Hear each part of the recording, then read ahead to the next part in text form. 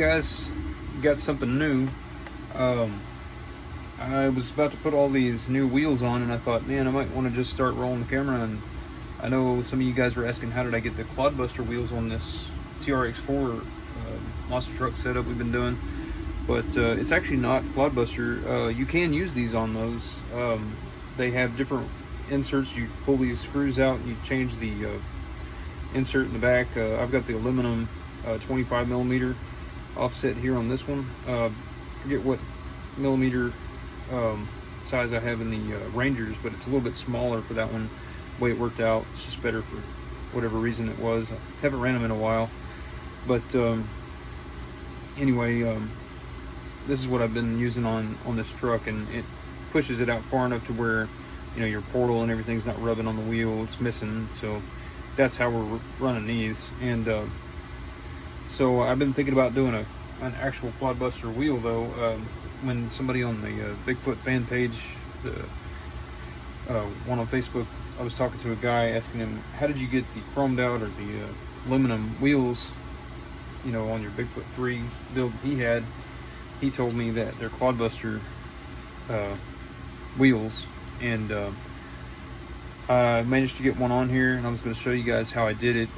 Problem was that with these tires, they work great, but when you go to put this on, there's no bolt-on extension that works like the JConcept for this particular wheel without modifying it some way. So what I ended up doing was kind of run through it with you. Let's see where there it is. This is your hex that comes with the TRX4, and you know, it's kind of narrow. Well, I had to space it out 15 millimeters to make up the difference of the insert on the inside of the JConcept wheel. So instead of using the wheel as an extension, I use the hex as one. So these are just hex extensions that I can link up. I'll leave a link in the description for you guys to find if you want to do this same setup. So you'll pull this off, little set screw backs out, you pull that right off. That's all you got to do. Let's see. Pull this off.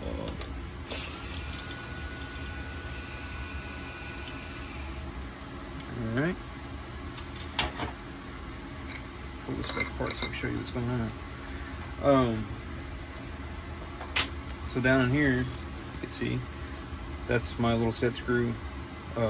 Go to, I'll just show you. Give it on there very tight. It was just for trying it out, really. So I've got these longer studs on here. Depending on when this video comes out, you've probably already seen. I was getting another one ready to drop about how we floated the Bigfoot, and it goes into why we put these on and everything, and we do the double lock nuts so that we don't lose the 4x8 setup in the water so it doesn't sink.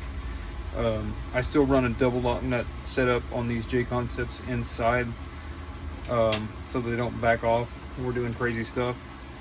We'll run this up in there, and then we'll do 2 lock nuts, and then we'll put these on the end. And that's how we've been running these, just as an extra little insurance policy, because you don't want to lose your 4x8. You know, you lose 2 sets of wheels on any side, you're gonna flip over and go underneath the water the way we've been floating this out there. Anyway, I can link this up if you guys need the longer studs. I don't know if you do need them. I think you might, but I could be wrong. You just may not be able to bite as much. Like whenever I start putting this on, I'm probably getting to about right here on the stud all the way back, so it's quite a bit.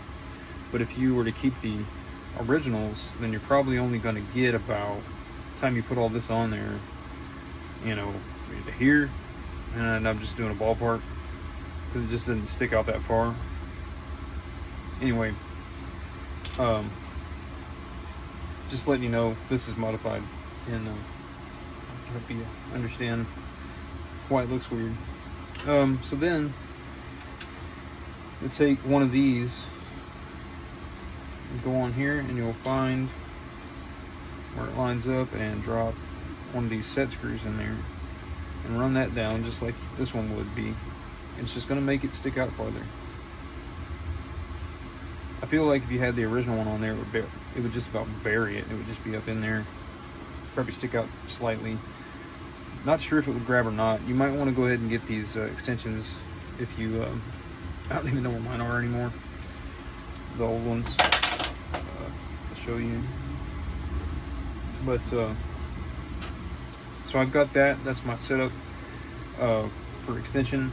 What it's doing is it's making up for this coming out to reach. I don't have that on these. So to make up for this, I'm doing the extension here. So this right here, these holes, they kind of line up with this, lock in.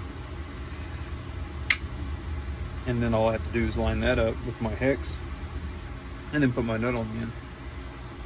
So that's what I've got going here. Probably easier just to put this on first. And see how much is sticking out. It's not much. So even with these longer studs, you can feel it latch into those 5 or 6 holes, whatever's in there. And then you'll take one of these, and I use the washer where it's beveled on the outside and then flat up against the wheel. And you'll find that, get it started, and that's all you have to do. Just run it down 7mm hex, just like your other lock nuts would be on the end of this stud.